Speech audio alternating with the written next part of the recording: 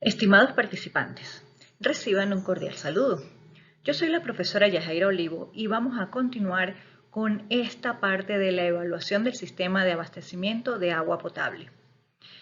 Para este video nos vamos a dedicar a lo que es el segundo componente, el sistema de tratamiento. Sigamos avanzando. Evaluación por componentes. B. Sistema de tratamiento. B.1. Consideraciones básicas.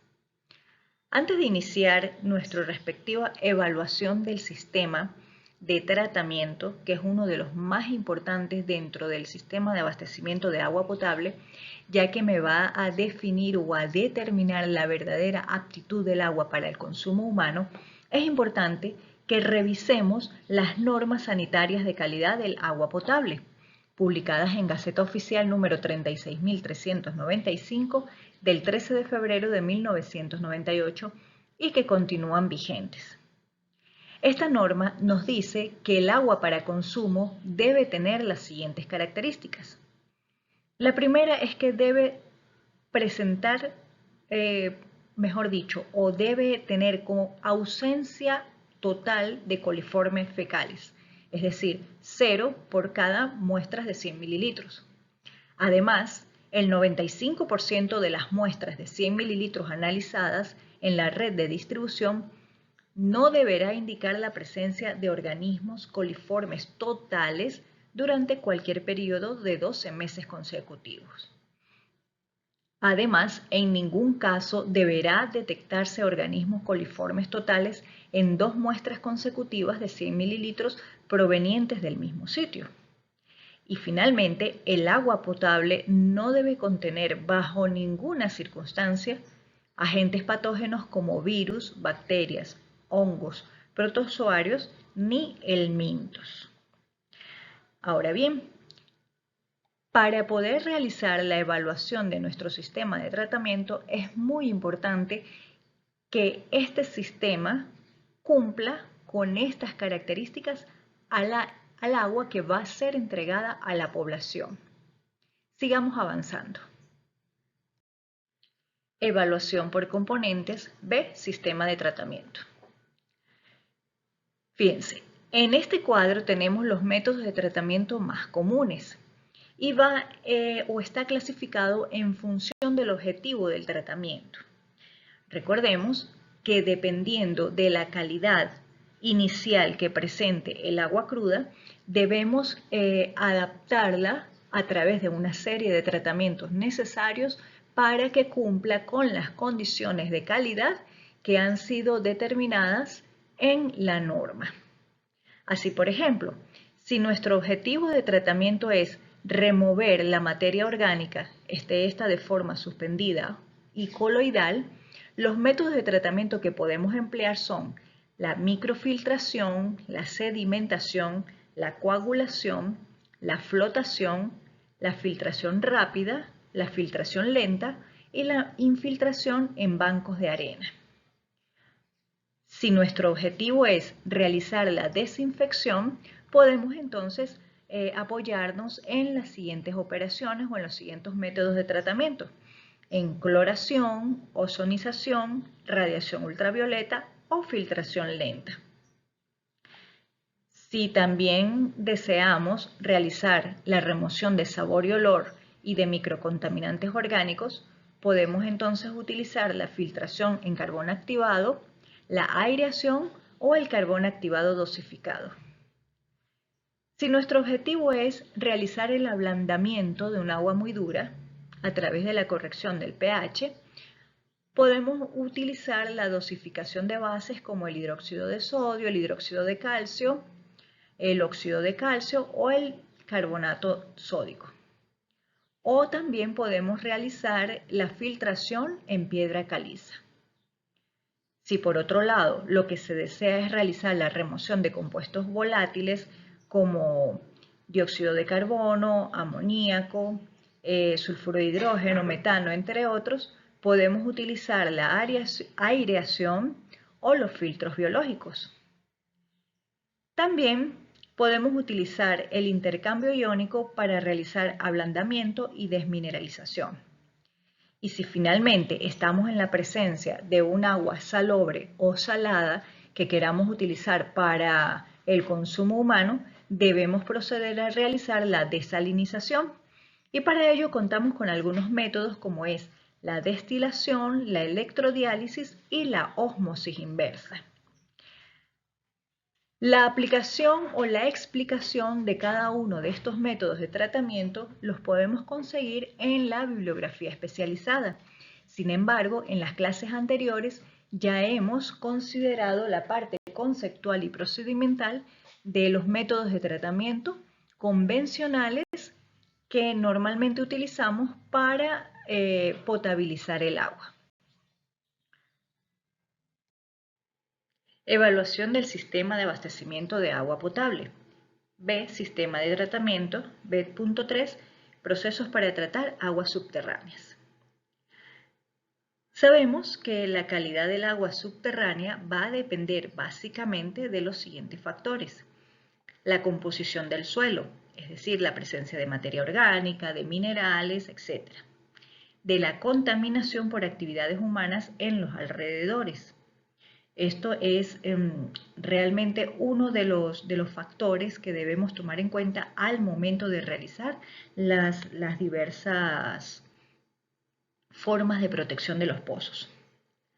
Un tercer factor es la calidad del agua que se infiltra, que es el agua que proviene de la lluvia y el agua superficial. Y por último, el tiempo de retención del agua en el acuífero, es decir, en el suelo. Normalmente, el agua subterránea proveniente de un acuífero que esté bien protegido es generalmente libre de patógenos, es decir, presenta una excelente calidad microbiológica, que tiene una composición constante y por lo tanto es fácil de tratar. Sin embargo, no debemos perder de vista los principales parámetros de calidad a mejorar. Y se trata, lógicamente, de la calidad bacteriológica, ya que recordemos que la parte bacteriológica es esencial, debe estar en 0. Asimismo, un adecuado nivel de oxígeno disuelto, la eliminación de sustancias como hierro, manganeso, amoníaco, sulfuro de hidrógeno y metano, la eliminación de la materia orgánica que proporciona color, así como de la dureza, CO2, HCO3 y el pH que proporcionan agresividad, y algunas veces la presencia de fluoruros y arsénico, entre otras sustancias que pueden ocasionar afectaciones a la salud de las personas que consumen el agua. Entonces, aun cuando un acuífero bien protegido normalmente presenta niveles de calidad de agua muy aceptables, debemos estar muy pendientes y monitorizar estos parámetros de calidad de agua. Evaluación por componentes. B. Sistema de tratamiento. B.3. Procesos para tratar aguas subterráneas. Entonces, hemos dicho que las aguas subterráneas de un acuífero bien protegido normalmente presentan una buena calidad bacteriológica. Sin embargo, vamos a tomar en cuenta que podemos conseguir aguas subterráneas aeróbicas y aguas subterráneas anaeróbicas. Y para cada uno de estos casos, pues vamos a proponer diversas formas de trenes de tratamiento. En el caso del agua subterránea aeróbica, quiere decir que en algunos casos esta agua contiene suficiente oxígeno y que puede ser usada luego de someterla a un mínimo tratamiento. Ese mínimo tratamiento es el que vemos por acá. Extraemos el agua del pozo, realizamos una corrección de pH a través de la adición de sustancias como el hidróxido de calcio, hacemos una cloración para garantizar la efectiva desinfección del agua, con la adición de cloro obviamente, y allí sí está lista para ser entregada a la población. Si el agua subterránea no contiene oxígeno disuelto, estamos entonces en presencia de lo que llamamos agua subterránea anaeróbica. Y en ese caso, normalmente se presentan hierro y manganeso y otras sustancias como el ion amonio, metano y sulfuro de hidrógeno que pueden también estar presentes. Entonces, cuando estamos en presencia de un agua subterránea anaeróbica, normalmente el tren de tratamiento que va a incluir dos fases de aireación, así como un doble proceso de filtración. La aireación es un proceso utilizado en el tratamiento del agua subterránea anaeróbica con múltiples propósitos. Durante la exposición del agua al aire se producen algunos fenómenos, como por ejemplo, existe la transferencia de oxígeno al agua, se remueven el metano, el sulfuro de hidrógeno y otros compuestos volátiles, y se remueve parcialmente el dióxido de carbono. Es decir, vamos a incrementar también el pH. Por otro lado, el hierro y el manganeso pueden ser removidos por procesos de aireación u oxidación seguidos de dos pasos de filtración rápida, como lo vemos acá en el tren de tratamiento de la figura. En el proceso de tratamiento seguido de dos pasos de filtración rápida, podemos asegurar que el hierro, el manganeso, el metano y el amonio son removidos. Estas impurezas requieren oxígeno y reaccionan en cierto orden. Ese orden es el que tenemos en este esquema por acá. En el primer filtro ocurre una primera oxidación del metano. Conforme va ocurriendo también de forma casi paralela, comienza la oxidación del hierro.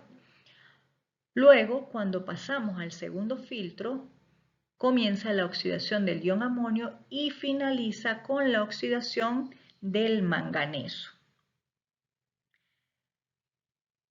En síntesis, podemos calcular la cantidad de oxígeno consumido en cada filtro conforme a las ecuaciones químicas que tenemos por acá. Entonces, observando el orden de los procesos en el esquema, podemos decir que, el consumo de oxígeno va a ocurrir de la siguiente manera. En el primer filtro observamos un 100% de remoción u oxidación de metano, un 80% de oxidación del hierro y un 25% de oxidación del amoníaco. En el segundo filtro observamos un 20% de oxidación del hierro restante que estaba ocurriendo en el filtro 1, un 75% del ion amonio restante del filtro 1 y la oxidación del manganeso ocurre en un 100%. Entonces, de esta manera podemos definir cuánto oxígeno requeriríamos en el tren de tratamiento al momento de diseñar los aireadores. Evaluación por componentes. B, sistema de tratamiento. B.3, procesos para tratar aguas subterráneas. Entonces, ya conocemos la forma básica de los trenes de tratamiento para el acondicionamiento del agua subterránea. Sin embargo, es importante recordar lo siguiente.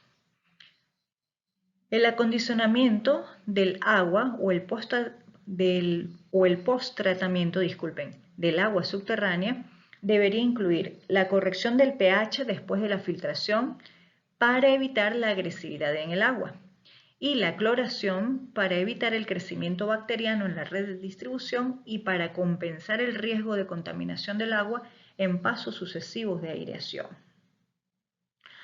Así, considerado esto, vamos a tener algunos esquemas típicos de tratamiento para el agua subterránea en función de la calidad del agua cruda, tal cual como lo hicimos con las aguas superficiales. Acá es importante observar que de estos trenes de tratamiento, la leyenda sería la siguiente. A va a hacer referencia al proceso de aireación. FRA es la filtración rápida en arena. Correct pH es la corrección del pH. D hace alusión a la desinfección para el acondicionamiento del agua. Y R será el reservorio de agua tratada, es decir, lo que ya va a ser entregado a la población. Observemos estas ilustraciones. En el tren 1 vemos que se extrae el agua del pozo y hacemos un proceso de aireación, luego un proceso de filtración rápida en arena, nuevamente aireación y directamente va al reservorio de agua tratada. ¿Qué me indica esto? Que en este primer tren solamente vamos a remover hierro y manganeso. Por lo tanto, estamos asumiendo que hay una buena calidad bacteriológica y se ejerce un control estricto sobre la red. Aquí vemos que no es necesaria la adición de cloro.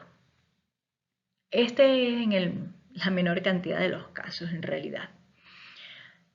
En el tren 2 es un tren un poco más complejo, pero también de alguna manera ha asumido ciertos valores iniciales de calidad del agua. Recuerde que siempre tenemos que partir de allí. Una vez que tenemos la fuente, siempre es necesario muestrear la fuente y determinar o realizar los exámenes físico-químicos y bacteriológicos que me permitan determinar el perfil de calidad que tiene esa agua.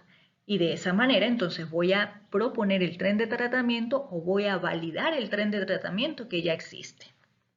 Bien, habiendo recordado esto, vamos a tomar nuevamente. El segundo tren que tenemos por acá nos muestra lo siguiente.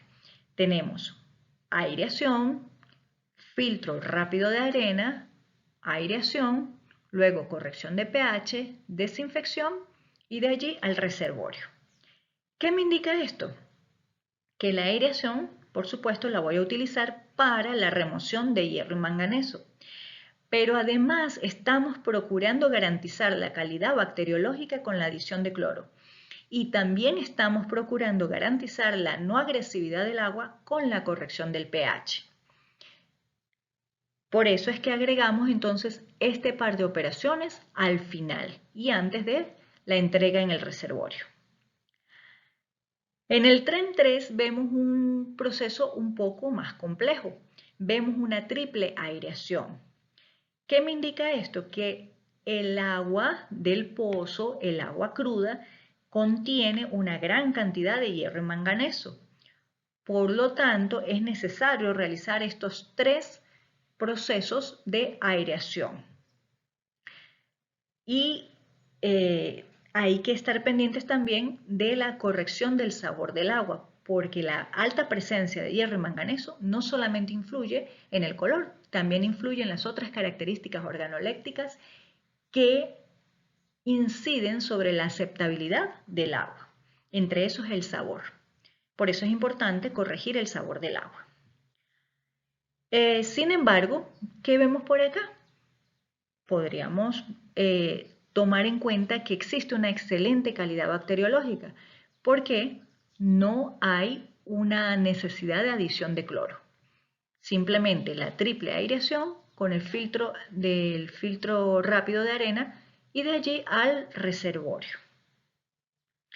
El último tren, un poco más complejo, observamos también una triple aireación que me garantiza la remoción de hierro y manganeso. Pero además estamos garantizando la calidad bacteriológica con la adición de cloro y la no agresividad del agua con la corrección del pH.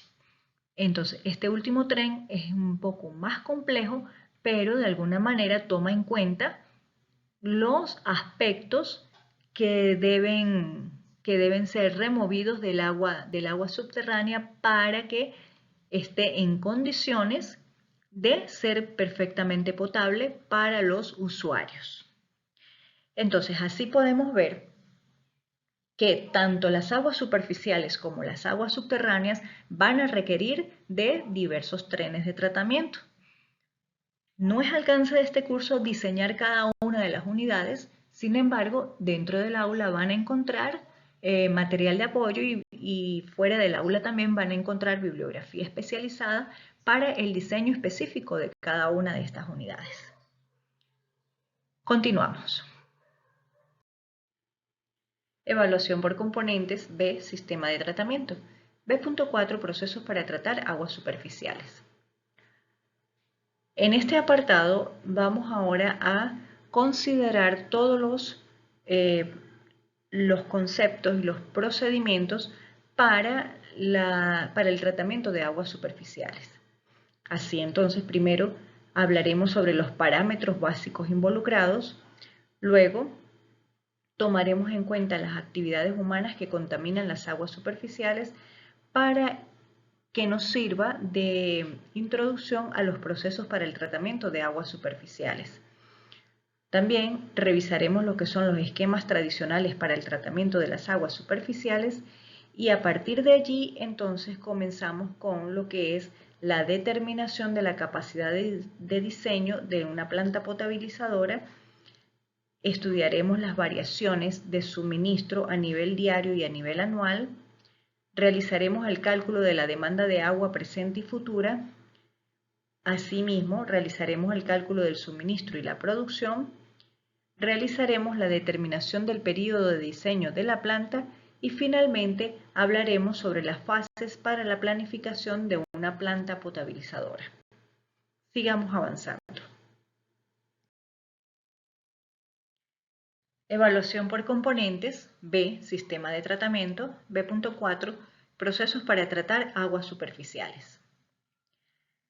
Sabemos que las aguas de las fuentes superficiales están visibles, son de fácil acceso, sin embargo también pueden ser más susceptibles a la contaminación que las aguas subterráneas.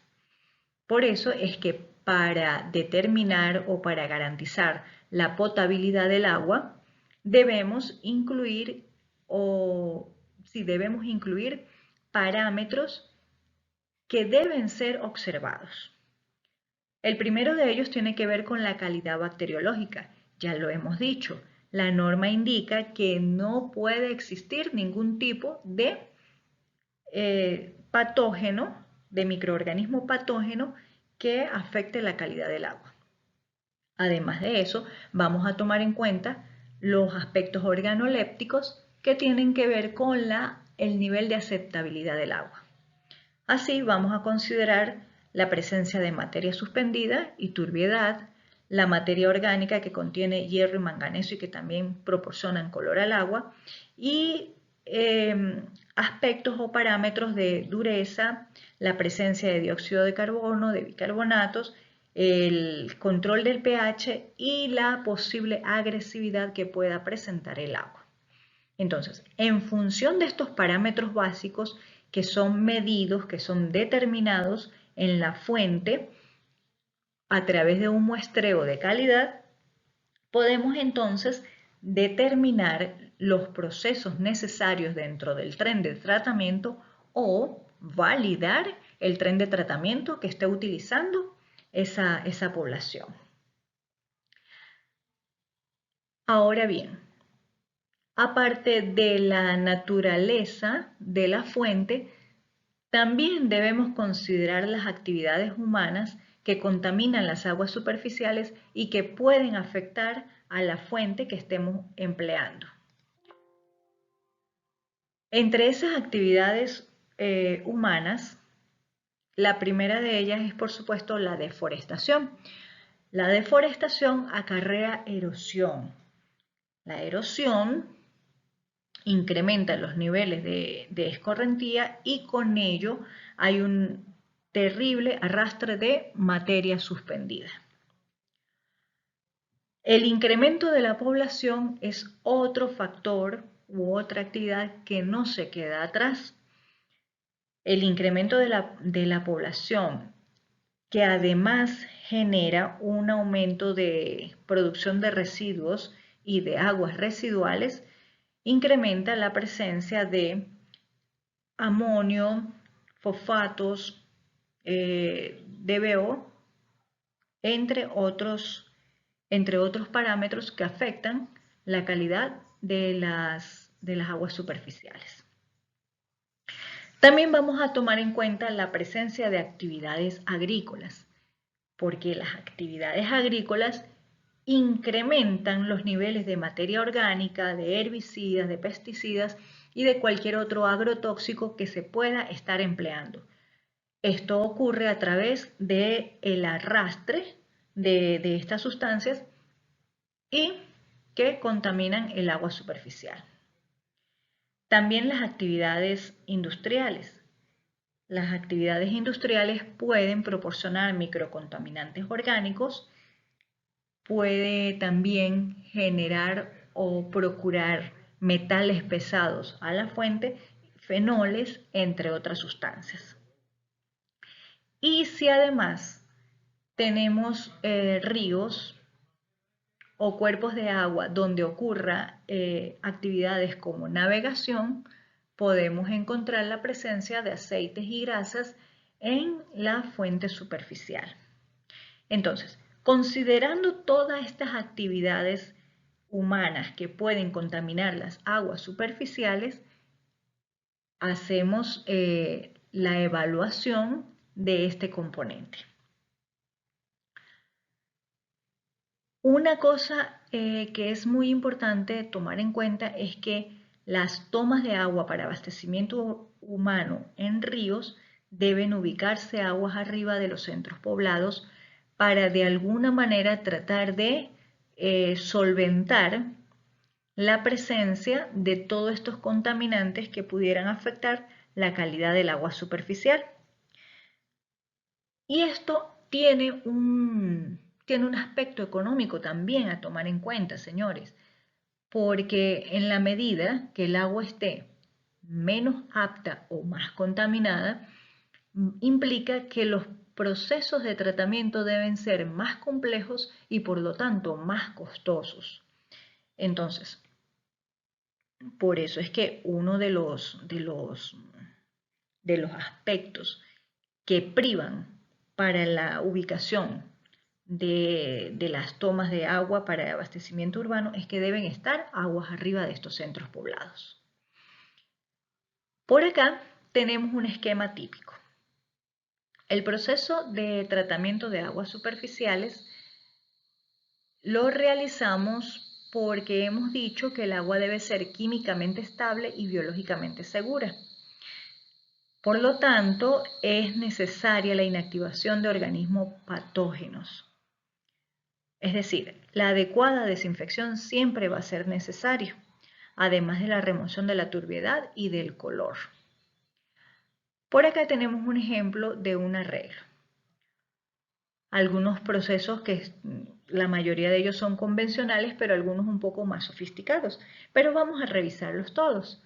Esto para que volvamos a internalizar lo que ya tenemos en la plataforma.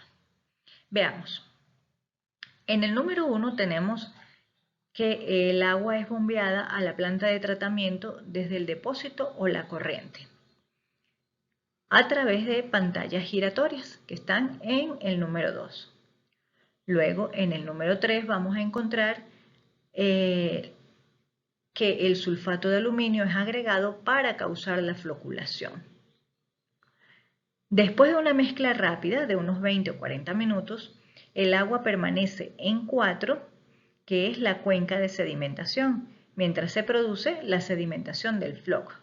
Eso lleva alrededor de unas 2 a 4 horas. El sedimento, es decir, ese lodo, se bombea desde el fondo de las piscinas y se almacena en lagunas de retención para secar. Luego, el proceso de ablandamiento, asignado por acá con el número 5, implica la adición de carbonato de sodio y cal hidratada para eliminar los iones de calcio y magnesio, que son responsables de la dureza del agua. Este proceso toma un adicional de 2 a 4 horas.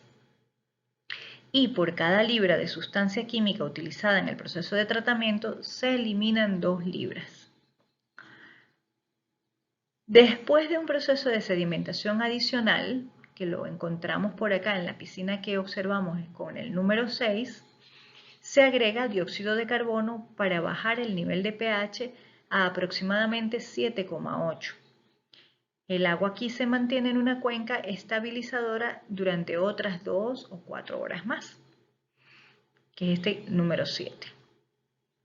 A continuación, el agua fluye a través de grandes filtros de arena rápidos de doble medio compuestos de capas de grava, arena y carbono antracita, que es lo que tenemos por acá con el número 8. Y luego en el número 9 tenemos la adición de cloro para desinfectar el agua. También podemos agregar fluoruros para proteger los dientes y un inhibidor de la corrosión que tienen lugar al final del proceso antes de que entre en 10, que son los grandes depósitos de agua que se mantendrán que mantendrán el agua hasta que la comunidad lo necesite, que sería el número 11. Bien, entonces aquí ya hicimos un recorrido con sus respectivos tiempos de retención para que nos demos una idea de cuánto cuesta potabilizar el agua. Evaluación por componentes. B. Sistema de tratamiento. B.4. Procesos para tratar aguas superficiales. Continuando con estos procesos para el tratamiento de aguas superficiales, vamos a recordar nuevamente los esquemas tradicionales para el tratamiento de aguas superficiales, pero además vamos a incluir un nuevo concepto, que es el de nivel de seguridad de la planta. Por acá tenemos un esquema que ya conocemos. Se trata del tratamiento convencional de agua para su potabilización. De aquí, ¿qué podemos concluir? Dos cosas. Una, que el tratamiento químico estará conformado por las etapas de mezcla rápida, floculación, coagulación, sedimentación, filtración con filtro rápido de arena o filtro lento de arena, control de pH y desinfección a través de la adición de cloro. Es decir, prácticamente involucra todas las etapas del tratamiento. Sin embargo, el tratamiento biológico específicamente va a ocurrir bien sea en el proceso de filtración, sea con filtro rápido de arena o filtro lento de arena, y con mayor énfasis durante el proceso de desinfección. De todas formas, les recomiendo revisar este esquema que está incluido como una infografía donde además se identifican, además de la identificación de las fases, hay una breve explicación de cada una de ellas. Ese material lo encuentras en el aula virtual. Ahora bien, ¿a dónde queremos llegar con la identificación de estos tratamientos químicos y biológicos? Queremos llegar a lo que es el nivel de seguridad de la planta. El nivel de seguridad de la planta me va a indicar que efectivamente lo que se requiere para las normas que tiene que ver con la eliminación completa de patógenos en el agua realmente ocurre. Para esto vamos a utilizar dos criterios. El primer criterio es el que se emplea en los Estados Unidos y nos dice lo siguiente, que la sumatoria de las unidades logarítmicas de remoción debe ser mayor o igual a 6 durante el proceso de clarificación. Entonces, como pueden observar en este esquema hemos realizado unas divisiones y, por ejemplo, hemos colocado acá en la cámara de mezcla está asociado con un número 10 a la 4. El sedimentador está asociado con el número 10 a la 2 y el proceso de filtración está asociado también con el número 10 a la 2. ¿Qué me indica esto? Estos numeritos que están por acá representan el conteo de patógenos removidos en cada proceso. ¿Y qué es lo que vamos a hacer? Vamos entonces a sumar las unidades logarítmicas de remoción. Es decir, 4 más 2 más 2, y en este caso de este tratamiento convencional nos va a dar igual a 8. Este número igual a 8 obviamente es mayor que 6, y eso es lo que me indica el criterio, que la sumatoria de las unidades logarítmicas de remoción debe ser mayor o igual a 6. Como este criterio se está cumpliendo, entonces podemos decir que este tren de tratamiento que estamos mostrando señala que la planta es segura para la remoción que se busca. Es decir, efectivamente va a dar un agua potable.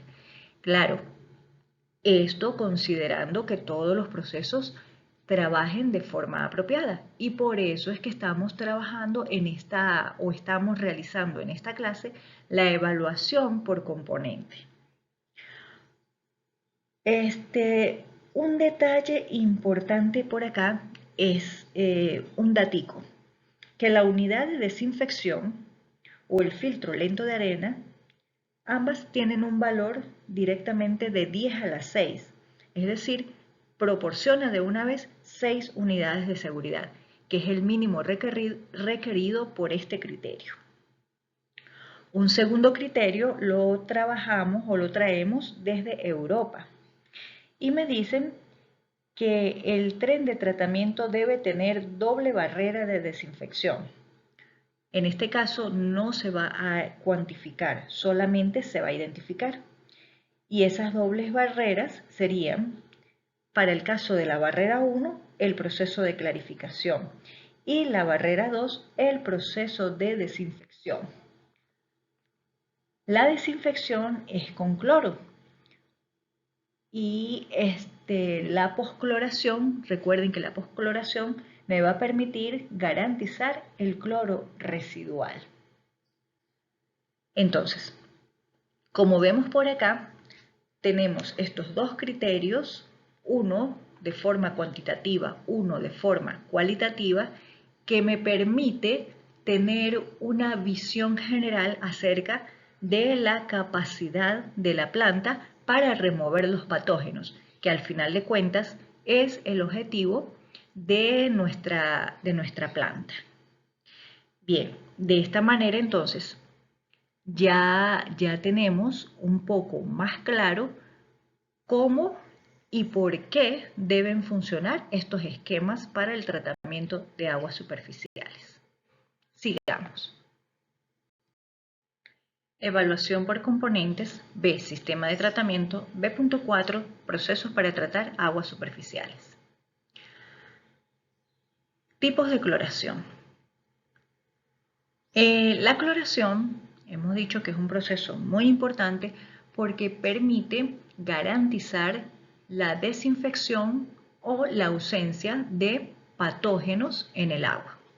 Sin embargo, tenemos 3 tipos de cloración, y es importante que las tomemos en cuenta al momento de aplicarlas.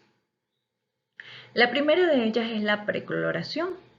Es un primer paso de desinfección para mantener un cloro residual entre 0,2 y 0,4 miligramos por litro durante el proceso de tratamiento. Muy importante esto. La precloración se emplea entonces para que el cloro residual se mantenga durante el proceso de tratamiento. ¿Por qué hacemos énfasis en esto? Porque va a ser diferente cuando veamos el siguiente punto, que tiene que ver con la poscloración.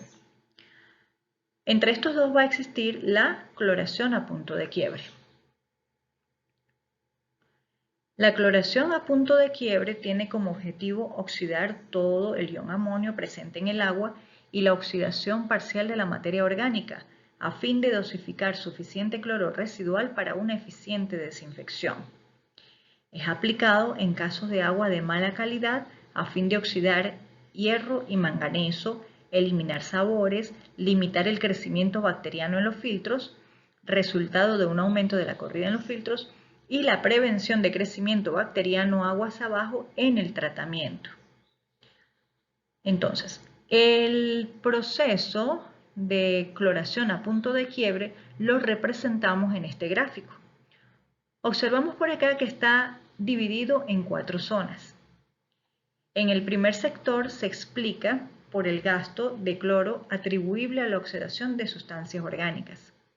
Efectivamente, el cloro que se agrega al agua reacciona rápidamente con las sustancias inorgánicas reducidas, fundamentalmente con los compuestos reducidos de hierro, manganeso y azufre y los nitritos, perdiendo su capacidad germicida. Por eso es que entonces vemos que la curva permanece en una meseta. Ahora bien, en la medida que seguimos agregando el cloro, observamos que en el sector 2 se producen dos tipos de reacciones, quise decir. La primera de ellas es la formación de compuestos orgánicos de cloro, que es un proceso de oxidación en el que el cloro es reducido a cloruro, y se forman compuestos sin acción desinfectante que en algunos casos comunican al agua olores y sabores, es decir, es contraproducente. Y una segunda reacción que es la formación de cloraminas mediante la reacción del cloro con amoníaco y compuestos orgánicos de nitrógeno. Las cloraminas sí tienen poder desinfectante y el cloro en este tramo de la curva se determina como cloro residual combinado o CRC. Importante. Las cloraminas pueden hidrolizarse por reacciones inversas a las que las producen, constituyendo así una reserva de ácido hipocloroso que puede irse liberando lentamente. Cuando el cloro está en mucha mayor proporción que el amoníaco, puede ocasionar su oxidación total, no dando lugar a la formación de este cloro combinado, estas cloraminas, sino más bien de nitrógeno gaseoso, N2, nitratos, NO3, y cloruros, Cl. Si seguimos avanzando, llegamos ahora al sector 3 de la curva. Y a medida que se va aumentando el aporte de ácido hipocloroso, se produce la oxidación completa de los compuestos organoclorados y de las cloraminas que previamente se habían formado en lo que llamamos el sector 2, produciéndose ahora nitrógeno gaseoso, óxido nitroso, agua y la reducción del cloro, sea libre o combinado a cloruro, por lo que ya no es detectable en el agua como cloro residual combinado, o sea, el CRC, y este disminuye hasta un mínimo de la curva, que es precisamente el que se denomina punto de ruptura o punto de quiebre, o lo puedes conseguir en la literatura como breakpoint. La cantidad de cloro que se necesita para llegar al punto mínimo de la curva se denomina entonces la demanda de cloro. Y por favor, no pierdan de vista este concepto. Seguimos avanzando en la curva y observamos ahora que en el sector 4 de nuevo comienza a aumentar el cloro residual en el agua y comienza a formarse cloro residual libre, que es el CRL. Es decir, este cloro residual está disponible, lo que significa que se han completado las reacciones de oxidación de las sustancias orgánicas y el cloro sobrante, al no tener materias orgánicas con que combinarse, queda libre. Sin embargo, podemos observar que la curva no llega a alcanzar el eje de las abscisas, debido a que queda una parte de materia orgánica clorada que no ha sido totalmente oxidada. Esto ocurre frecuentemente en las aguas naturales y se debe a la presencia de compuestos orgánicos, cuya oxidación completa requiere mayor tiempo de contacto con el cloro. Esta oxidación se completará durante el almacenamiento gracias al cloro residual libre que debe quedar en el agua para este propósito y para evitar cualquier contaminación posterior al tratamiento. Entonces, ¿ven la diferencia entre el proceso de precloración y ahora el proceso de cloración a punto de quiebre? Por eso les decía, no pierdan de vista esta condición. Otra cosa importante es que la cloración del agua no debe hacerse hasta alcanzar el punto de ruptura, sino que es necesario añadir más cloro para que siempre contenga una cantidad de cloro residual libre. Esta cantidad de cloro residual que tiene que quedar en el agua depende del pH. Finalmente vamos a encontrar una tercera forma de cloración y hace referencia a lo que es la postcloración. Este es el último paso de desinfección al final del proceso de tratamiento. Y fíjense la diferencia. Tiene como objetivo mantener un cloro residual suficiente para evitar crecimiento bacteriano en el sistema de distribución. Entonces, ¿ven por qué se realiza la precloración, la cloración a punto de quiebre y la postcloración? Porque son procesos importantes que garantizan la desinfección total y la no proliferación de sustancias, de microorganismos, disculpen, la no proliferación de microorganismos que puedan llegar a ser patógenos para el consumo humano. Entonces, espero que tomen muy en cuenta estos tres tipos de cloración al momento en el que ustedes estén haciendo la evaluación de sus componentes o de los componentes de la planta de tratamiento. Evaluación por componentes. B, sistema de tratamiento. B.4, procesos para tratar aguas superficiales. Bien, ahora vamos a realizar la determinación de la capacidad de diseño de una planta potabilizadora. Observemos por acá este esquema. Me representa de forma muy genérica los elementos que voy a tomar en cuenta para la potabilización del agua. Esto va a estar conformado por tres grandes fases, lo que sería el agua cruda, la producción y la distribución. En el agua cruda, pues obviamente vamos a tener ese reservorio de agua cruda que por ser una fuente superficial va a estar sometida a procesos naturales del ciclo hidrológico como lo son la evaporación y la infiltración, y a estos los vamos a llamar DR para nuestro balance. De este reservorio de agua cruda vamos a tomar o a extraer o a captar una cantidad de agua que va a servir de alimentación a la planta de tratamiento. La vamos a llamar P de entrada. Sin embargo, debemos recordar que dentro de la planta de tratamiento vamos a tener ciertas operaciones que son necesarias para el tratamiento en sí mismo y para el mantenimiento de los equipos. Y dentro de estas operaciones vamos a hacer un empleo también de agua, normalmente para lavado y consumo de la planta. A ese lo vamos a designar con la letra U. De esa agua hay una parte que se puede recircular nuevamente al reservorio de agua cruda. El agua que es tratada dentro de la planta va a salir hacia el reservorio que será más adelante distribuido. A ese lo vamos a llamar P de salida.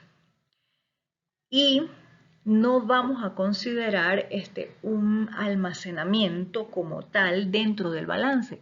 Lo que quiero decir con esto es que en el reservorio la cantidad de agua que entra va a ser exactamente la cantidad de agua que sale. Es decir, P de salida va a ser igual, o P de salida de la planta va a ser igual al suministro. Es lo que se va a entregar a la población.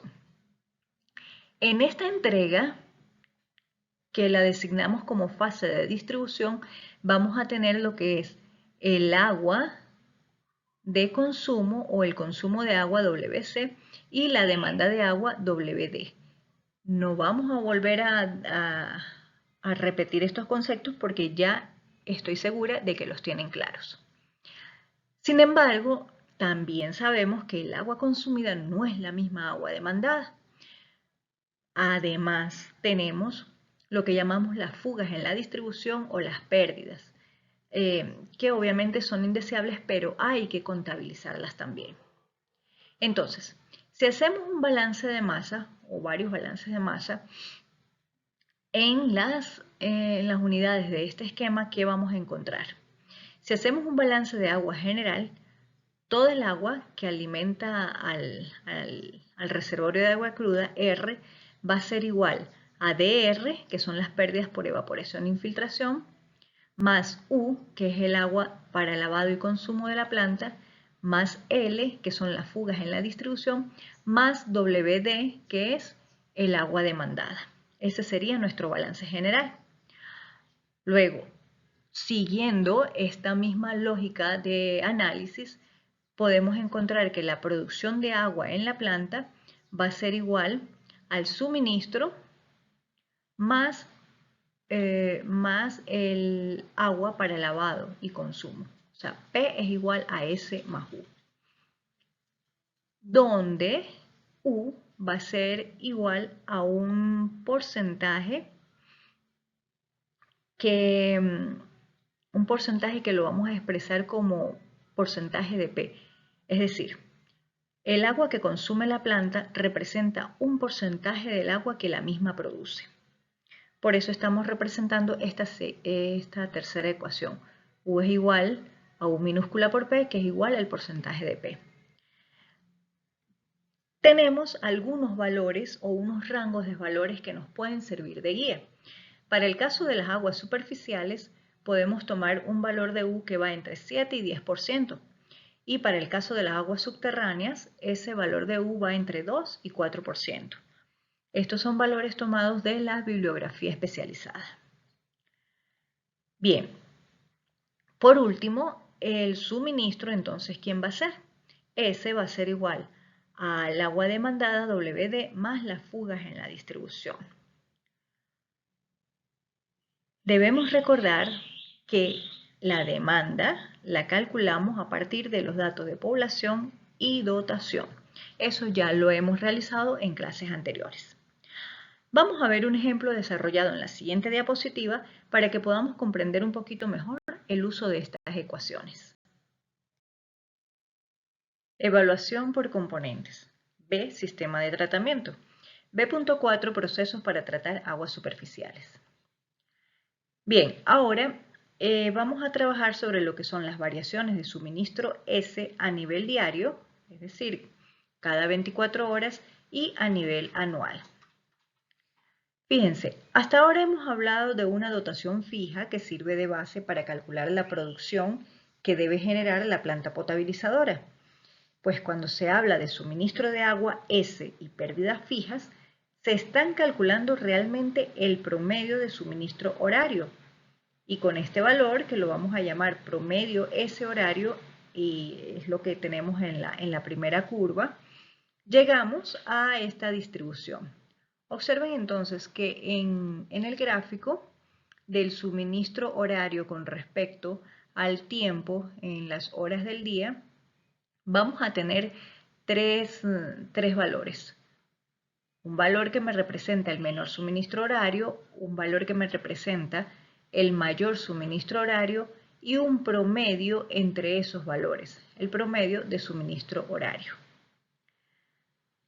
Sabemos que como hay horas del día en que el consumo varía por encima y por debajo de este valor promedio, entonces entran en juego esos tanques de compensación o reservorios. También los vamos a conseguir en la literatura como tanques de regularización, para poder mantener el caudal. Veamos. Por ejemplo, en la madrugada, tal como lo podemos observar acá en la gráfica, sabemos que el tanque se va a estar llenando. ¿Por qué? Porque el consumo va a ser mucho menor. En cambio, en el caso de las horas de mayor consumo, como las primeras horas de la mañana, cuando las personas se están preparando para ir a clase, para ir a trabajar, para hacer sus labores diarias, en ese momento vemos que mientras el consumo aumenta, el tanque obviamente se va a vaciar. ¿Qué va a pasar con esta variación? Bueno, va a permitir garantizar un suministro constante, tomando en cuenta la producción constante de la planta versus el consumo variable que va a ocurrir a lo largo del día. Aquí entonces observamos un elemento que lo llamamos P sub F o PF, que es el factor pico. Si hablamos del factor pico ascendente, como lo vemos acá con la flecha hacia arriba, estamos hablando de la máxima distancia entre el mayor suministro horario y el promedio de suministro horario. Por el contrario, hacia el otro lado tenemos el P sub F descendente, es decir, con la flecha hacia abajo. En este caso va a ser la mayor distancia que existe entre el menor suministro horario y el promedio de suministro horario. Los valores de estos factores pico van a depender de muchos elementos, del ambiente. Por ejemplo, el clima. Lógicamente, mientras tengamos un clima más cálido, va a haber un mayor consumo de agua. También del tamaño y el tipo del área de distribución. Mientras el espacio es más grande, por supuesto, vamos a tener, y si tenemos mayor cantidad de usuarios, el consumo va a aumentar. También otro factor que es importante es la demanda industrial. Hay industrias que son de alto consumo de agua y esas las vamos a tratar aparte. Nuevamente, como decíamos anteriormente, del número de consumidores. Y esto va asociado con lo que es la densidad de la población. Sabemos que en un área que sea muy extensa, pero que haya poco número de consumidores, es decir, donde la densidad de la población sea muy baja, se espera que el consumo sea bajo. Con respecto a un área que sea más pequeña, pero que tenga mayor cantidad de consumidores, o en otras palabras, haya una mayor densidad de la población, lógicamente se espera que el consumo sea mucho mayor. Otro factor que es importante es la configuración del sistema de distribución. Cuando ustedes vean esa materia, verán que existen diferentes formas de configuración que no las vamos a tomar en cuenta acá, sino solamente las vamos a nombrar, no las vamos a estudiar a fondo. Otro elemento importante es el régimen de presiones en el sistema de distribución, así como las pérdidas en el sistema de distribución. Ya hemos visto que las pérdidas juegan un papel muy importante a la hora de determinar la producción necesaria de la planta para poder cubrir toda la demanda que la población requiere. Y un último factor es la demanda para combatir incendios. Eso es un valor que vamos a manejar también y que debe permanecer fijo porque son esos valores de emergencia que tienen que ser cubiertos todo el tiempo. Entonces, esto es con respecto al suministro horario. Si ahora observamos la siguiente curva, tenemos que también existe una variación o una variabilidad con respecto esta vez al año. Entonces, fíjense, el suministro diario lo vamos a llevar con respecto a los diferentes meses del año. Se pudiera presentar una curva como la que tenemos por acá, donde los mayores gastos se van a presentar durante los meses de julio y agosto, que son los que se corresponden con los periodos vacacionales. Esto pudiera inferirse dado que durante los periodos vacacionales, pues las personas tienden a permanecer más en casa y por lo tanto hacer un mayor consumo de agua. Entonces, la curva pudiera presentarse de esta manera. Nuevamente, vamos a encontrar un promedio de suministro diario, un mínimo de suministro diario y un mayor suministro diario. Acá vamos a considerar solamente el factor pico ascendente. Vamos a tener en cuenta tres valores. S es el que vamos a llamar suministro total anual. S sobre 365 es el promedio del suministro diario, porque lo que estamos haciendo es simplemente aplicando un factor de un año a 365 días para hacer la conversión, de manera que tengamos una homogeneidad en las unidades de las magnitudes que estemos trabajando. Y si este suministro lo llevamos ahora si este promedio de suministro lo llevamos ahora a nivel horario, pues lógicamente el factor de conversión va a ser S sobre 365 por 24. En la siguiente diapositiva vamos a ver cómo obtenemos esos valores. Evaluación por componentes, B, sistema de tratamiento, B.4, procesos para tratar aguas superficiales. Bien, retomando lo que estábamos viendo en la diapositiva anterior sobre las variaciones de suministro a nivel diario y a nivel anual, habíamos hablado de los diferentes factores de conversión. Acá lo tenemos un poco más amplio. Sabemos entonces que el suministro diario va a ser el factor pico máximo diario por el promedio del suministro diario. Y de esa manera podemos obtener entonces el suministro máximo diario. De forma similar lo podemos hacer con el suministro máximo horario, que va a ser entonces el factor pico máximo horario por el promedio del suministro horario. O en otras palabras, ese valor de S dividido entre 365 por 24 que me da la conversión a nivel horario. Acá estamos hablando de los factores pico máximos, pero lo podemos hacer también con los factores pico mínimo, tanto a nivel diario como a nivel horario. Para que se den una idea, acá tenemos algunos valores que son medianamente o en promedio representativos, mejor dicho, en promedio representativos. Por ejemplo, para el factor pico máximo diario, los valores pueden ir entre 1 hasta 1.5. Y para el factor pico mínimo diario, los valores pueden ir entre 0,3 hasta 0,6. Para el caso horario, fíjense, la variación que vamos a tener. El factor pico máximo horario puede oscilar entre 1.8 y 2.8. Y el factor pico mínimo horario puede estar entre 0,2 y 0,4. Estos son valores que debemos tomar en cuenta al momento de realizar los cálculos para los suministros máximos horario y diario.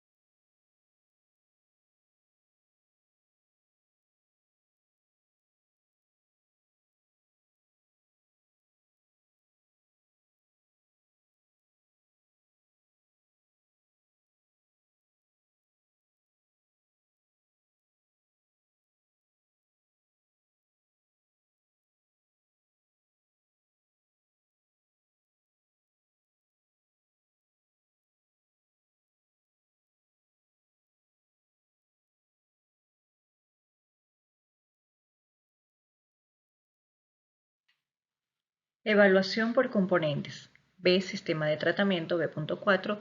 Procesos para tratar aguas superficiales. Bien, observando nuevamente lo que son las variaciones del suministro a nivel diario y a nivel anual, acá tenemos un ejemplo de un caso real. Tenemos la curva de variaciones horarias del día de máximo consumo en San Fernando de Apure, del estado Apure, en Venezuela. Vemos entonces que acá en el eje de las ordenadas tenemos el porcentaje de caudal medio y en el eje de las abscisas las horas del día. Observen la forma que lleva la curva de variación o la curva del consumo.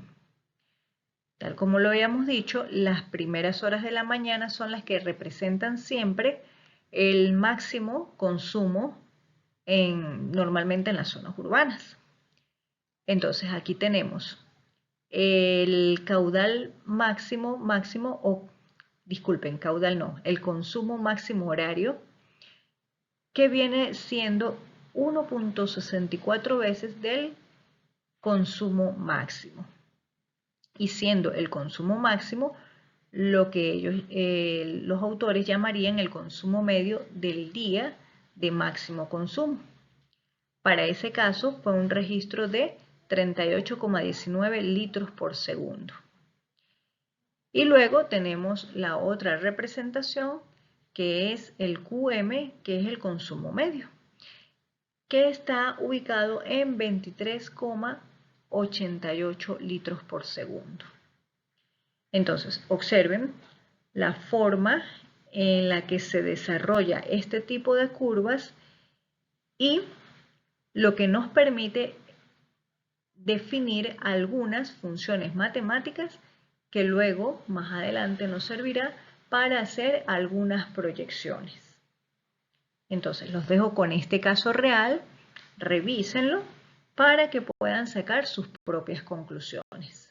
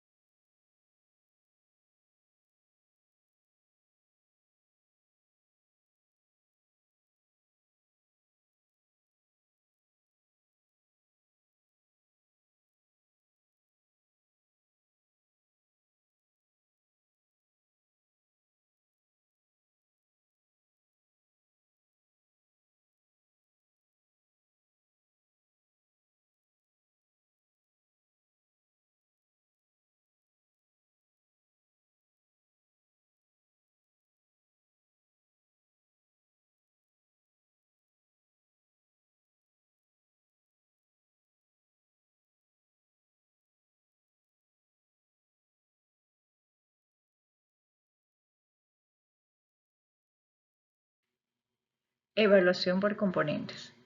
Sistema de tratamiento. B.4. Procesos para tratar aguas superficiales. Ahora vamos a revisar lo que es el cálculo de la demanda de agua presente y futura. ¿Por qué lo vamos a revisar? Porque la demanda de agua es importante para establecer la capacidad de diseño de la planta de tratamiento y del sistema de distribución. Además, nos permite establecer tarifas por el suministro de agua y calcular indirectamente las pérdidas que se pudieran presentar. Entonces, ¿cómo vamos a calcular la demanda de agua?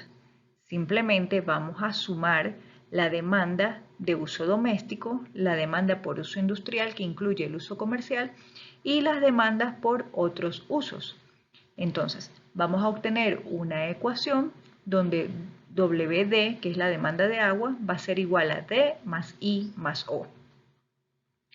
Ahora bien, ¿cómo podemos pronosticar la demanda en los años a venir, en los años a futuro? Bueno, lo podemos hacer de dos maneras, bien sea con gráficos o con relaciones matemáticas, a partir de unos valores de demanda que ya conozcamos, entonces podemos hacer los respectivos pronósticos. Vamos a ver en las siguientes diapositivas qué factores van a inducir este cálculo. Evaluación por componentes. B, sistema de tratamiento. B.4, procesos para tratar aguas superficiales. Continuando con el cálculo del suministro S y la producción P. Observemos el diagrama general que ya hemos trabajado anteriormente, que representa el sistema completo de tratamiento de agua potable.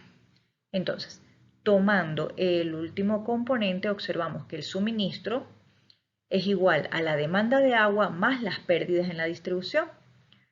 Si utilizamos la nomenclatura, diríamos que S es igual a WD más L. Con frecuencia, las pérdidas L son expresadas como un porcentaje del suministro. Es decir, si L es igual al porcentaje del suministro, entonces lo vamos a llamar L minúscula por S. Y allí vamos a obtener que S, el suministro, es igual a WD entre 1 menos L. L minúscula depende del régimen de presiones en la red de distribución. La edad y el mal mantenimiento de las redes incrementan el valor de L minúscula. La extensión de redes con la colocación de nuevas tuberías también puede incrementar el valor de L minúscula. Eso lo podemos observar acá en este gráfico, donde representamos el número de fallas por kilómetros o el número de repuestos que se colocan por kilómetro con respecto a la edad de la tubería. Observemos que partimos de un valor muy alto del número de fallas o número de repuestos en los primeros días o en los primeros años de la edad de la tubería. Esto se debe a los efectos de fabricación e instalación. Vamos haciendo pruebas, vamos instalando, hay algunas roturas y bueno, hay una cantidad de fallas que pueden ir presentándose, pero que en la medida que vamos estabilizando el sistema de tubería y obviamente en la medida que avanza el tiempo y aumenta la edad de la tubería, vamos a llegar a un número muy estable donde prácticamente vamos a conseguir el mínimo número de fallas o de colocación de repuestos por kilómetro. Llegamos a un momento en el que conseguimos el punto crítico, ese TC que está allí, que es el tiempo crítico de vida de las tuberías, que es cuando comienzan a deteriorarse. Entonces allí observamos un incremento en el número de fallas por kilómetro o el número de repuestos que hay que agregar por kilómetro en función del incremento de la edad de la tubería. Vemos que eso también va creciendo. Sin embargo, allí en ese punto crítico es donde tenemos como planificadores, como gerentes, tomar la decisión de qué hacer con esa tubería, qué es lo que vamos a hacer. Esto en función de una tubería. Sin embargo, una red de distribución en general puede presentar un comportamiento similar. ¿Qué hacer?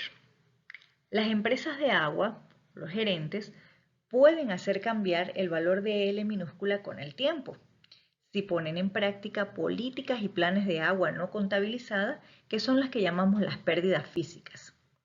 Así, la variación o disminución de esa L puede ser lineal conforme a la expresión que tenemos acá en pantalla. L minúscula va a ser L sub 0 menos lambda por N, donde L minúscula es las pérdidas a futuro, L sub 0 las pérdidas actuales, lambda es la disminución porcentual anual esperada para el programa implementado, se expresa en porcentaje sobre 100 y N va a ser el número de años. Entonces, en función de estos programas que se espera implementar, pues también esperamos una disminución de las pérdidas a futuro. Evaluación por componentes. B. Sistema de tratamiento. B.4. Procesos para tratar aguas superficiales. Continuando con el cálculo del suministro y la producción. Ahora, volviendo a retomar el esquema de la planta de tratamiento, vamos a hablar de lo que sería la producción de agua.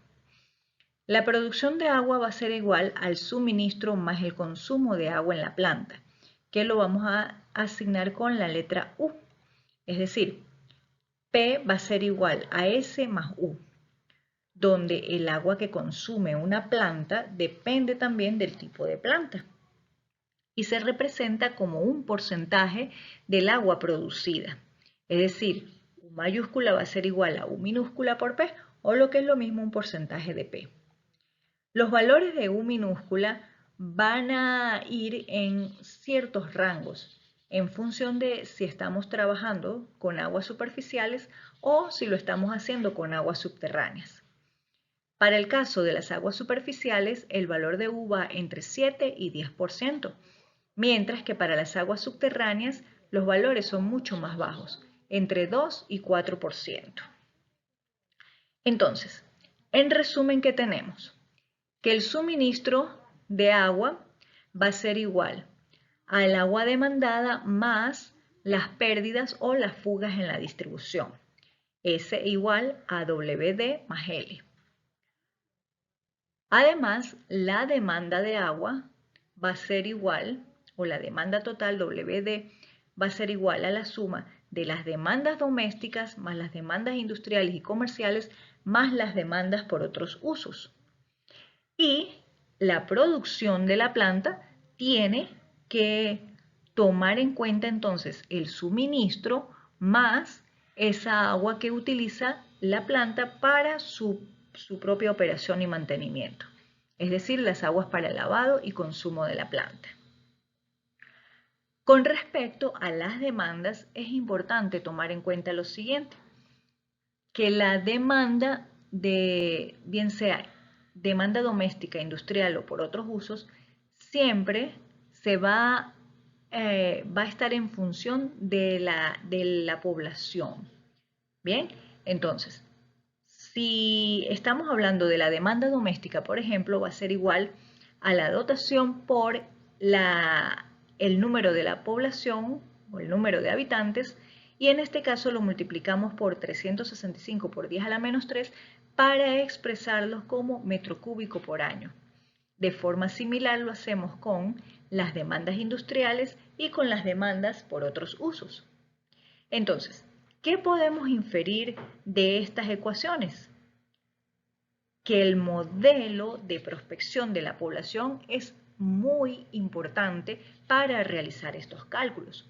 Recuerden que en las clases anteriores hemos visto los diferentes modelos de prospección de la población. Entonces, en función de la historia que tiene esa población, nos va a permitir entonces justificar el modelo que escojamos, bien sea un modelo exponencial, un modelo geométrico, un modelo lineal, un modelo por decrecimiento, entre otros tantos que hemos visto. Entonces, cuando tomamos estos tres elementos, lo que sería la producción, el suministro y la demanda, y hacemos un gráfico en el tiempo, llevándolo desde un punto o un valor presente, podemos obtener un comportamiento, en el caso ideal, de la siguiente manera. Considerando que la población va a tender a aumentar, La producción de agua también debe aumentar. Sin embargo, debe ser mayor que el suministro, porque de esta manera queda cubierto el suministro y el agua que utiliza la planta para sus operaciones. Y a su vez, el suministro, que también puede ir creciendo, debe ser mayor al incremento o a la demanda incrementada a lo largo del tiempo. De esta manera vamos a asegurar que esa población cuente con agua sin tener ningún tipo de problemas. Como decimos, esto es en los casos ideales. Bien, estas curvas no deberían cruzarse, deberían procurar ser siempre paralelas. Sin embargo, recuerden también que nosotros hemos hablado de lo que son los programas de manejo de la demanda, que nos permite disminuir o mantener en un valor estable la demanda, de manera tal de hacer un proceso sostenible en el tiempo. Evaluación por componentes. B. Sistema de tratamiento. B.4. Procesos para tratar aguas superficiales. Bien, para cerrar este tema con respecto al cálculo del suministro y la producción, vamos a ver los siguientes gráficos. Son representaciones del comportamiento esperado de estas variables. Por ejemplo, vamos a partir del primer gráfico donde observamos un crecimiento de la población N. Partimos de un valor N sub 0 que va creciendo en los años venideros. Esto debería traer como consecuencia también un incremento en el consumo promedio diario. Sin embargo, lo ideal es que se establezcan programas para fortalecer o fomentar dotaciones con un uso racional del agua. Sin embargo, lógicamente, ese consumo promedio, si la población aumenta, tiene que aumentar también. Luego, ¿qué pasa con las pérdidas? Que es el tercer gráfico. Lo ideal es que, partiendo de un valor alto de pérdidas, se establezcan programas de control de agua no contabilizada y pueda llevar a disminución de estas pérdidas, de manera tal de obtener un valor que pudiéramos concebir como aceptable. Estaríamos hablando, por ejemplo, de alrededor del 20% de pérdidas. Sin embargo, aún así todavía está un poco alto. Tenemos un tercer gráfico. Estamos hablando del factor pico máximo. ¿Qué observamos acá? En este caso, el factor pico máximo horario y el factor pico máximo diario. En este caso vamos a observar que existe un valor estable de este factor máximo horario. Es, digamos, el caso ideal, que no pase de allí. ¿Bien? Sin embargo, lógicamente el factor de pico máximo diario se va a incrementar debido al crecimiento de la población. Ok, entonces, vemos que con el establecimiento de estos programas de manejo de la demanda, vamos a tener alternativas al crecimiento de la población que no sea precisamente incrementar la producción de forma inminente, ¿sí? Sino hacerlo de una forma gradual, de una forma sostenible, que permita un uso racional del recurso. Y así como nosotros somos planificadores, tenemos que tomar en cuenta esta parte también, lo que es la parte de la educación de la población. Entonces, bueno, es solamente un ejemplo de cómo debería ser el comportamiento con respecto a las prospecciones en el año o en los años, en el tiempo, del cálculo del suministro y la producción. Evaluación por componentes. B. Sistema de tratamiento. B.4. Procesos para tratar aguas superficiales. Estamos entonces en la determinación de la capacidad de diseño de una planta potabilizadora. Vamos a desarrollar este ejemplo. Nos dice así: considerando un arreglo como el presentado en la diapositiva anterior, se requiere abastecer una población de 100.000 habitantes. El consumo por habitante en dotación se estima en 180 litros por habitante día y las pérdidas en la distribución existente en 20%. Se requiere calcular la producción de la planta necesaria para tratar el agua cruda en metros cúbicos por hora y las pérdidas en el sistema de distribución, también en metros cúbicos por hora. Entonces, vamos a considerar las ecuaciones que vimos anteriormente, que provienen de los balances del arreglo considerado. Lo primero que tenemos es que la producción de agua en la planta es igual al suministro más U, siendo U ese porcentaje empleado por la planta para lavado y otras operaciones. Ese U minúscula lo vamos a tomar con un valor de 8.5%. Recordemos que estamos trabajando sobre aguas superficiales. Con respecto al suministro, el balance para el suministro S va a ser igual al agua demandada de WD más las pérdidas. Y estas pérdidas a su vez las vamos a expresar como un porcentaje del suministro. Es decir, S es igual a WD, agua demandada, sobre 1 menos L. Y vamos a recordar que el cálculo de la demanda es WD es igual a dN por N. Entonces, obviamente tenemos que empezar por allí, calculando la demanda. Tenemos que la dotación es de 180 litros habitante día y la población es de 100.000 habitantes. Hacemos las transformaciones de unidades necesarias para que esto se convierta en una expresión en metros cúbicos por hora y nos dan 750 metros cúbicos por hora.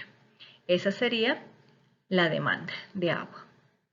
Pero esta demanda representa solo el 80% del total que la planta debe entregar, porque ya se nos ha dicho que las pérdidas han sido estimadas en un 20%.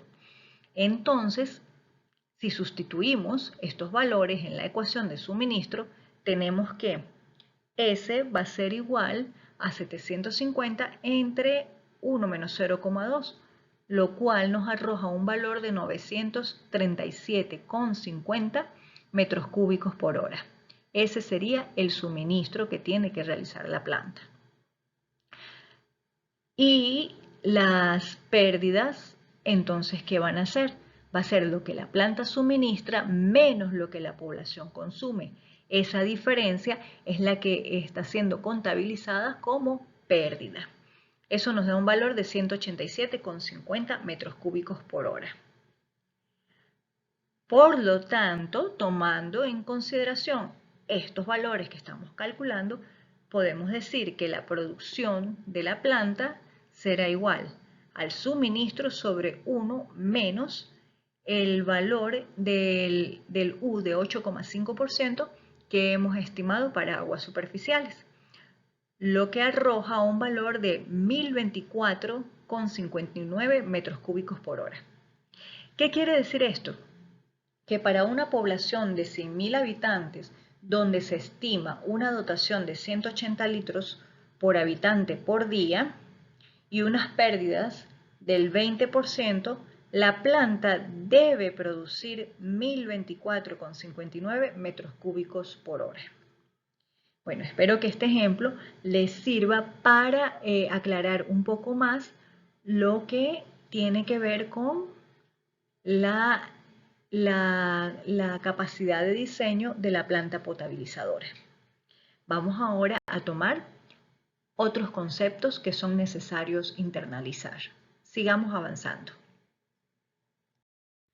Evaluación por componentes. B. Sistema de tratamiento. B.4. Procesos para tratar aguas superficiales. B.4.9. Determinación del periodo de diseño de la planta. Bueno, ya hemos revisado acerca de el suministro y la producción de la planta, la capacidad instalada, entre otros elementos que debemos evaluar.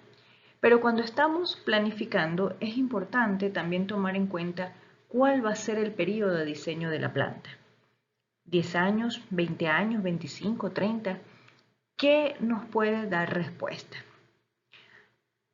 La escogencia óptima del periodo de diseño va a depender de qué?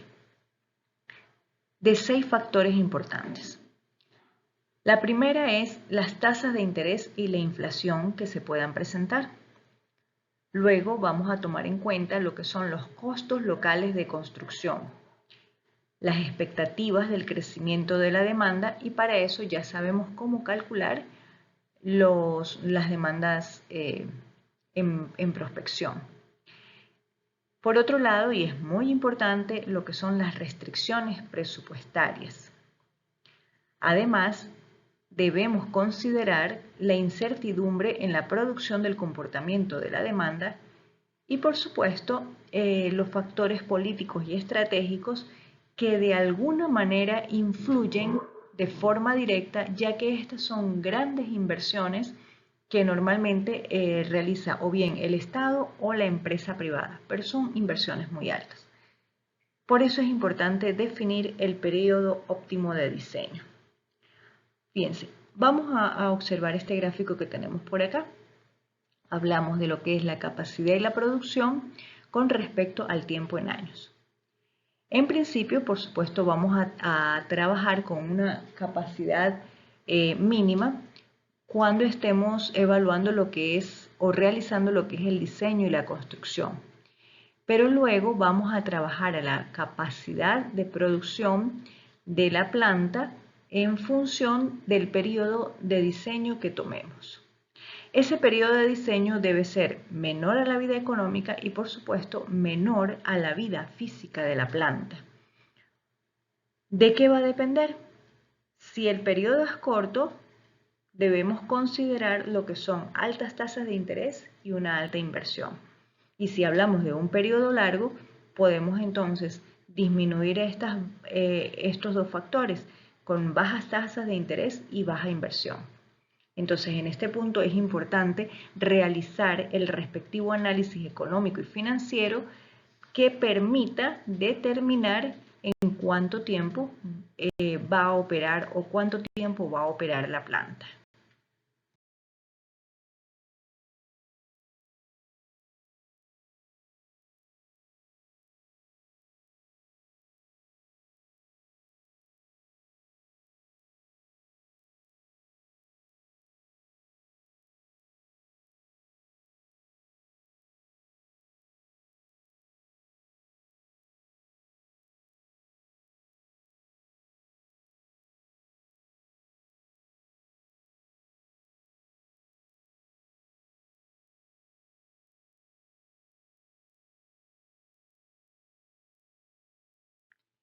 Evaluación por componentes. B. Sistema de tratamiento. B.4. Procesos para tratar aguas superficiales.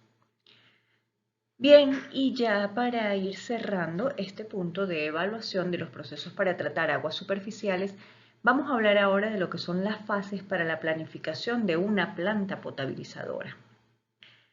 La capacidad de producción requerida al final del periodo de diseño nunca debe instalarse al principio o al inicio de la construcción. Por lo tanto, la capacidad total debe instalarse en fases.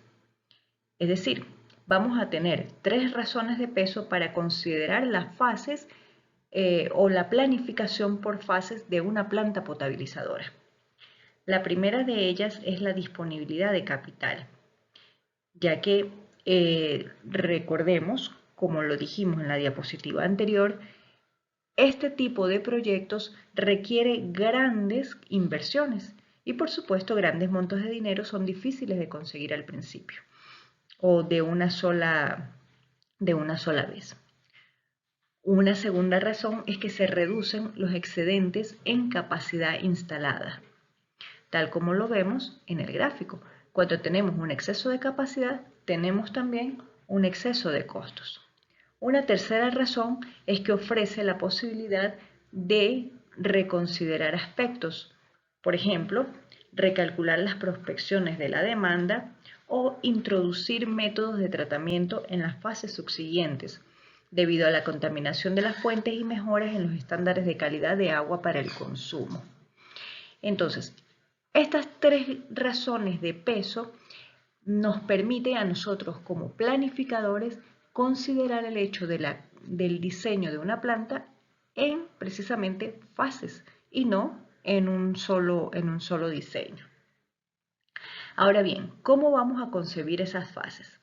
Lo podemos hacer a través de dos formas de concepción. La primera de ellas lo llamamos fases en capacidad, es decir, en cada fase tenemos una capacidad igual a la mitad de la capacidad requerida al final del periodo de diseño. Esto es si estamos considerando dos fases. ¿Sí? Lo vamos a considerar en función de la cantidad o la capacidad requerida. En cambio, la otra forma es considerando las fases en tiempo. Es decir, cada fase, por ejemplo, si estoy tomando dos, cada fase va a ser igual a la mitad del periodo de diseño. Por ejemplo, si determinamos que el periodo de diseño es de 30 años, se toma entonces la mitad, 15 años. No existe una fórmula específica para decir hay que planificar en fases en capacidad, hay que planificar en fases en tiempo. No. Sin embargo, normalmente las fases de igual capacidad son muy atractivas ya que permiten diseños modulares en las plantas. Y bueno, el número de fases normalmente en la práctica va entre 2 y un máximo de 3. ¿Qué debemos considerar? Primero, aparte de las razones que ya dijimos, también hay que tomar en cuenta lo siguiente. Cuando estamos diseñando, planificando por fases, podemos lograr unos menores costos. También cuando tenemos o estamos en presencia de zonas o países con economías de alta inflación, es muy importante considerar menor cantidad de fases. Por otro lado, el tiempo de la fase tiene que ser mayor que el tiempo de construcción de la fase. Y cuando hablamos de tiempo, usualmente utilizamos un periodo de 15 años. ¿Por qué tomamos entre 2 y máximo 3? Porque muchas fases va a significar mucho tiempo de construcción. Y bueno, la potabilización del agua es algo fundamental para el desarrollo de las poblaciones, para mejorar la calidad de vida de los pobladores, de los habitantes. Por lo tanto, como planificadores no podemos considerar tiempos tan exageradamente largos de construcción. En la siguiente diapositiva vamos a cerrar este tema con las consideraciones especiales que vamos a tener y verán por qué es necesario realizarlo en función de esta manera.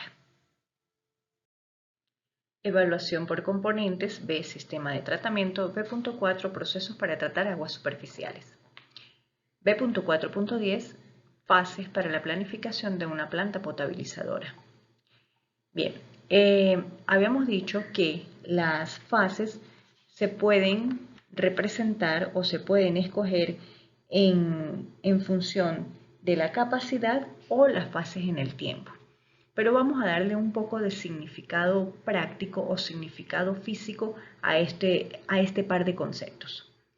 Por ejemplo, si seleccionamos en la fase en capacidad, cada fase puede representar una línea de producción completa. Acá lo tenemos en la ilustración. Vamos a suponer tenemos entonces en la primera fase, desarrollamos la primera línea de producción. La segunda fase se va a desarrollar la segunda línea de producción y la tercera fase, la tercera línea de producción. Esto si estamos considerando fases que son iguales en capacidad. Sin embargo, no necesariamente puede ser así. También podemos desarrollar o escoger las fases, como decíamos anteriormente, en función del tiempo o en función de lo que se quiere desarrollar al principio. Aquí, la segunda ilustración puede ser que en la primera fase vamos a desarrollar la línea de producción 1 y 2 y en la segunda fase vamos a desarrollar la línea de producción 3. ¿Qué permite esto? Permite entonces que se puedan realizar reparaciones y, por ejemplo, si sale de producción o de operación alguna de las unidades, pues puede ser reemplazable durante el desarrollo de la siguiente fase. Una segunda forma de verlo es que cada fase puede representar un número de unidades en cada proceso del tratamiento. Por ejemplo, si tenemos una batería de filtros en paralelo y que son filtros de igual capacidad, podemos decir entonces que vamos a utilizar una fase en la que vamos a realizar las expansiones modulares futuras. De igual manera, lo podemos hacer, por ejemplo, con los sistemas de bombeo.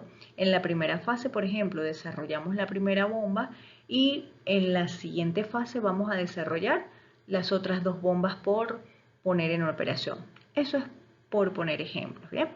Entonces, fíjense, esta forma de planificar la planta potabilizadora es muy práctica y es realmente la que nos permite desarrollar en su máxima capacidad lo que queremos de la planta potabilizadora.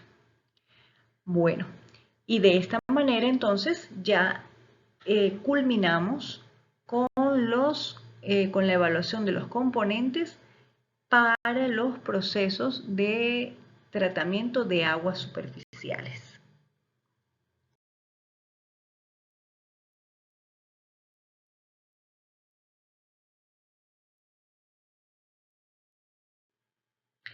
Bien, y de esta manera culminamos lo que es la evaluación del sistema de abastecimiento de agua potable, específicamente con el componente sistema de tratamiento. En la siguiente parte veremos lo que es el sistema de almacenamiento. Nos vemos en un próximo video.